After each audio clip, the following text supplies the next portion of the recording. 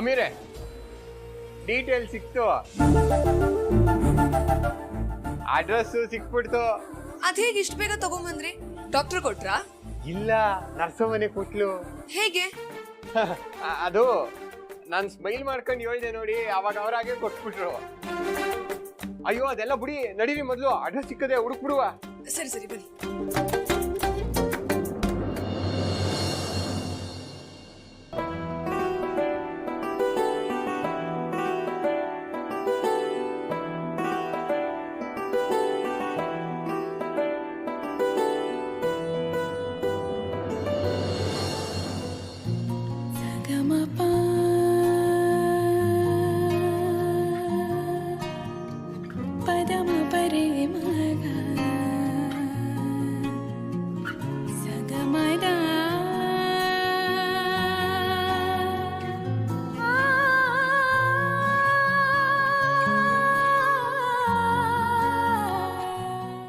ಗ್ರೀಷ್ಮ, ಯಾಕೆ ಅಳ್ತಿದ್ಯಾ ಹುಚ್ಚಿ? ಹೆಣ್ಣು ಹಡೆಯಲು ಬ್ಯಾಡ, ಎರವರಿಗೆ ಕೊಡ ಬ್ಯಾಡ, ಹೆಣ್ಣೋಗುವಾಗ ಅಳ ಬ್ಯಾಡ. ಇಂಥ ಸಮಯದಲ್ಲಿ ಅಳ್ಬಾರ್ದು ಗ್ರೀಷ್ಮ, ಖುಷಿಯಾಗಿರ್ಬೇಕು. ಅಮ್ಮ, ನಾನು ಮನೆ ಬಿಟ್ಟು ಗಂಡನ ಮನೆಗೆ ಹೋಗ್ತಾ ಇದ್ದೀನಿ. ಇನ್ನು ಮುಂದೆ ನಿಮ್ಮ ಜೊತೆ ಇರಕ್ಕೆ ನನಗಾಗಲ್ಲ. ಹೇಗಮ್ಮ ಒಂದು ಕ್ಷಣದಲ್ಲಿ ಹಳೇದನ್ನೆಲ್ಲ ಮರ್ತು ನಗ್ಲಿ? ನಿನ್ನ ಥರ ಗಟ್ಟಿ ಮನ್ಸು ನನಗಿಲ್ಲ ಅಮ್ಮ. ನನಗೂ ಸಂಕಟ ಆಗ್ತಿದೆ ಕಣೆ.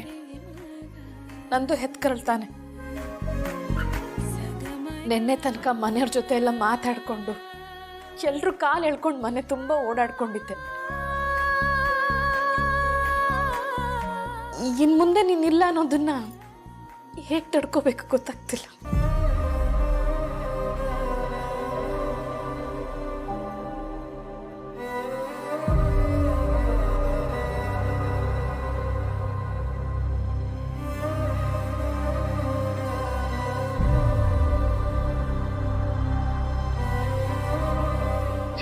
ಏನ್ ಮೀರಾ ಅವ್ರೆ, ಚಿಕ್ಕ ಮಕ್ಳ ತರ ಗ್ರೀಷ್ಮ ಮನೆ ಬಿಟ್ಟು ಪರ್ಮನೆಂಟ್ ಆಗಿ ಹೋಗ್ತಾ ಇದ್ದಾಳ. ನಮ್ಮನ್ನೆಲ್ಲ ನೋಡ್ಬೇಕು ಅನ್ನಿಸ್ದಾಗ ಬರ್ತಾಳೆ ಅಲ್ಲೇ ನಮ್ಮ ಗ್ರೀಷ್ಮ. ನಮ್ಮ ಗ್ರೀಷ್ಮ ಚಿಕ್ಕ ಮಗು ಥರ ಎಲ್ರ ಜೊತೆ ಕೀಟ್ಲೆ ಮಾಡ್ಕೊಂಡಿದ್ಲು. ಈಗ ಮದುವೆಗೆ ಗಂಡನ ಮನೆಗೆ ಹೋಗ್ತಿದ್ದಾಳೆ. ನಾಳೆಯಿಂದ ಗ್ರೀಷ್ಮ ನಮ್ಮ ಮನೇಲಿ ಇರಲ್ಲ ರೀ, ಅದಕ್ಕೆ ಅಳು ಬಂತು. ಗ್ರೀಷ್ಮ ಮದುವೆ ಆಗಿ ಒಳ್ಳೆ ಮನೆ ಸೇರ್ಕೋತಾ ಇದ್ದಾಳೆ. ಅವಳಿಗೆ ಪರಿಚಯ ಅಂತ ಗಂಡ ಸಿಕ್ಕಿರೋದು ನಮ್ಮ ಪುಣ್ಯ. ಅವಳ ಸಂತೋಷನೇ ನಮ್ಮ ಸಂತೋಷ ಅಲ್ವಾ? ಗ್ರೀಷ್ಮ, ಇಷ್ಟು ದಿವಸ ನೀನು ನಮ್ಮನೆ ಬೆಳಕಾಗಿ ನಮ್ಮನ್ನು ನಗಿಸ್ತಾ ಇರ್ತಿದ್ದೆ. ಹಾಗಂತ ನಿನ್ನನ್ನು ಈ ಮನೇಲೇ ಇರು ಅಂದರೆ ನಮ್ಮ ಸ್ವಾರ್ಥ ಆಗುತ್ತಮ್ಮ. ಹೆಣ್ಮಕ್ಳಿಗೆ ದೊಡ್ಡವರಾದ್ಮೇಲೆ ಅವ್ರದ್ದು ಅಂತ ಒಂದು ಜೀವನ ಇರುತ್ತೆ. ಅದನ್ನು ಹೆತ್ತೋರು ಅರ್ಥ ಮಾಡ್ಕೋಬೇಕಮ್ಮ. ನೀನು ಬಿಟ್ಟಿರೋಕ್ಕೆ ನಮಗೂ ಕಷ್ಟ ಆಗುತ್ತಮ್ಮ. ಆದರೆ ವಿಧಿ ಇಲ್ಲ, ನಿನ್ನ ಗಂಡನ ಮನೆಗೆ ಕಳಿಸ್ಕೊಡ್ಲೇಬೇಕು. ಹೆತ್ತೋರ್ ಪಾಲ್ಗೆ ದುಃಖ ಸಂತೋಷ ಎರಡು ಒಟ್ಟಿಗೆ ಬರೋದು ತಾವು ಹೆತ್ತ ಹೆಣ್ಮಗುನ ಇನ್ನೊಬ್ಬರ ಮನೆಗೆ ಕಳಿಸ್ಕೊಡೋವಾಗಲಿ. ಅಪ್ಪ, ಅರೆ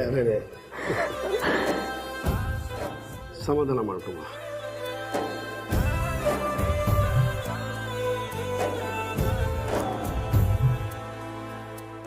ನೋಡು, ಅಳಬಾರ್ದು.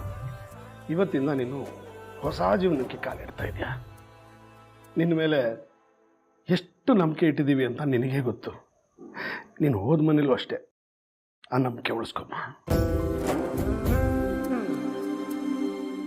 ಬೇಗ ರೆಡಿಯಾಗಿ ಬಂದ್ಬಿಡು, ಮುಹೂರ್ತಕ್ಕೆ ಗೊತ್ತಾಯ್ತು. ಮೀರವ್ರೆ, ಕರ್ಕೊಂಡ್ಬಂದ್ಬಿಡಿ.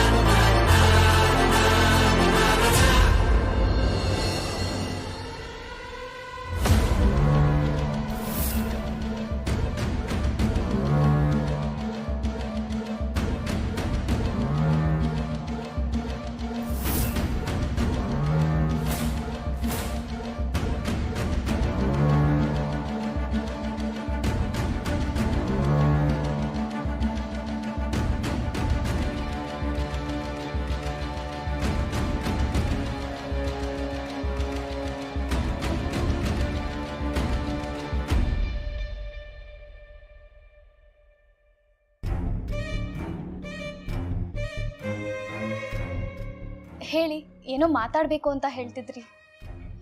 ನಮಗೆ ನಿಮ್ಮಿಂದ ಒಂದು ಹೆಲ್ಪ್ ಆಗಬೇಕಿತ್ತು. ಒಬ್ಬ ನನ್ನ ತಂಗಿ ಜೀವನನ ಹಾಳು ಮಾಡಕ್ಕೆ ನೋಡ್ತಿದ್ದಾನೆ.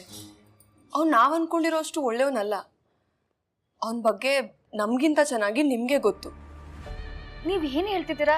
ನೀವಿಬ್ರು ಯಾರ ಬಗ್ಗೆ ಮಾತಾಡ್ತಿದ್ದೀರಾ ಅಂತ ನಂಗೆ ಅರ್ಥ ಆಗ್ತಿಲ್ಲ. ಏನು ಹೇಳಬೇಕೋ ಅದನ್ನ ನೇರವಾಗೇ ಹೇಳಿ.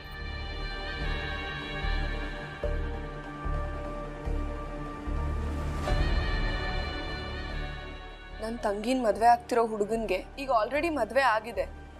ಅವನ ಹೆಂಡತಿ ಇನ್ನೂ ಬದುಕಿದ್ದಾಳೆ.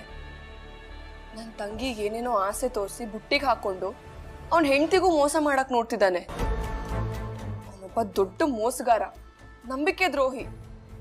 ಈಗ ನಾವು ಅವನ ನಿಜ ಬಣ್ಣ ಬಯಲು ಮಾಡಬೇಕು ಅಂತಾನೆ ನಿಮ್ಮ ಹತ್ರ ಬಂದಿದ್ದೀವಿ. ನೀವು ಹೆಲ್ಪ್ ಮಾಡಿದ್ರೆ ನನ್ನ ತಂಗಿ ಜೀವನ ಉಳಿಯುತ್ತೆ. ನೀವು ಯಾರ ಬಗ್ಗೆ ಮಾತಾಡ್ತಿದ್ದೀರಾ ಅಂತ ನಂಗೆ ಅರ್ಥ ಆಗ್ತಿಲ್ಲ. ನಾನು ಹೇಗೆ ನಿಮ್ಗೆ ಹೆಲ್ಪ್ ಮಾಡೋಕ್ಕಾಗುತ್ತೆ? ಅವನ ಮದುವೆ ಆಗಿರೋ ಹೆಣ್ಣು ಬೇರೆ ಯಾರೂ ಅಲ್ಲ, ನೀವೇ. ಆ ವ್ಯಕ್ತಿ ಹೆಸರು ಪರಿಚಯ್ ಶೆಟ್ಟಿ.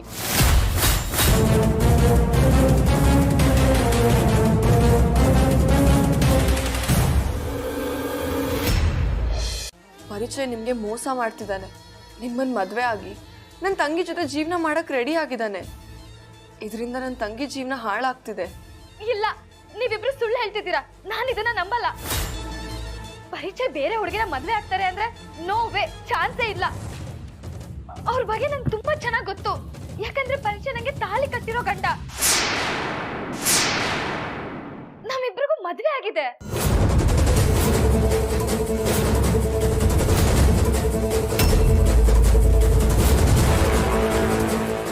ಪರಿಚಯ ಎಲ್ರ ಮುಂದೆ ನಿಮ್ಮನ್ನ ಒಪ್ಸಿನೇ ಮದುವೆ ಆಗಿದ್ದಾರಾ? ಹೌದು. ಹಂಗಾರೆ ನೀವ್ ಯಾಕೆ ಅವನ ಜೊತೆಗೆ ಜೀವನ ಮಾಡ್ತಿಲ್ಲ? ಈ ಮನೆಯಾಗ ಒಬ್ಬರೇ ಯಾಕಿದ್ದೀರಿ? ಪರವಾಗಿಲ್ಲ ಹೇಳಿ, ನಾವೇನ್ ತಪ್ಪು ತಿಳ್ಕೊಳ್ಳಲ್ಲ. ನಮ್ಮಪ್ಪ ಮತ್ತೆ ತಮ್ಮ ಒಂದೇ ಕೇಸ್ನಲ್ಲಿ ಜೈಲಲ್ಲಿದ್ದಾರೆ. ಪರಿಚಯ ನನಗೆ ಆ ಕೇಸ್ನಲ್ಲಿ ಹೆಲ್ಪ್ ಮಾಡಕ್ ಮುಂದೆ ಬಂದಿದ್ದು. ಆಗ್ಲೇ ನಮ್ಮಿಬ್ರಿಗೂ ಮದುವೆ ಆಯ್ತು. ಆದ್ರೆ ಪರಿಚಯ ತಂದೆಗೆ ಪರಿಚಯ ನನ್ನ ಮದುವೆ ಆಗೋದು ಇಷ್ಟ ಇರಲಿಲ್ಲ. ಅದಕ್ಕೆ ಪರಿಚಯ ನನ್ನ ಸಪ್ರೇಟ್ ಆಗಿ ಈ ಮನೇಲಿ ಇಟ್ಟಿದ್ದಾರೆ. ಪರಿಚಯ ಯಾಕೆ ಎಲ್ರಿಗೂ ಮೋಸ ಮಾಡ್ತಿದ್ದಾನೆ? ಒಬ್ಳನ್ನ ಮದುವೆ ಆಗಿ ಇನ್ನೊಬ್ಳ ಜೀವನದಲ್ಲಿ ಆಟ ಆಡ್ತಿದ್ದಾನೆ. ಅವನು ಎಂತ ಕುತಂತ್ರಿ ಅಂತ ಇವ್ರಿಗೂ ಗೊತ್ತಿಲ್ಲ ಅನ್ನಿಸ್ತದೆ. ಅವನು ಇವ್ರನ್ನ ಇಲ್ಲಿಟ್ಟು ಇವ್ರ ಜೊತೆಗೂ ಜೀವನ ಮಾಡ್ತಾ ಇಲ್ಲ ನೋಡಿ. ಇವ್ರಿಗೂ ಮೋಸ ಮಾಡಿ ನಮ್ ಗ್ರೀಸ್ಮಿನ್ ಜೊತೆ ಮದುವೆ ಆಗಿ ಇಬ್ರು ಜೀವನನು ಹಾಳು ಮಾಡಕ್ ನೋಡ್ತಾವನೆ.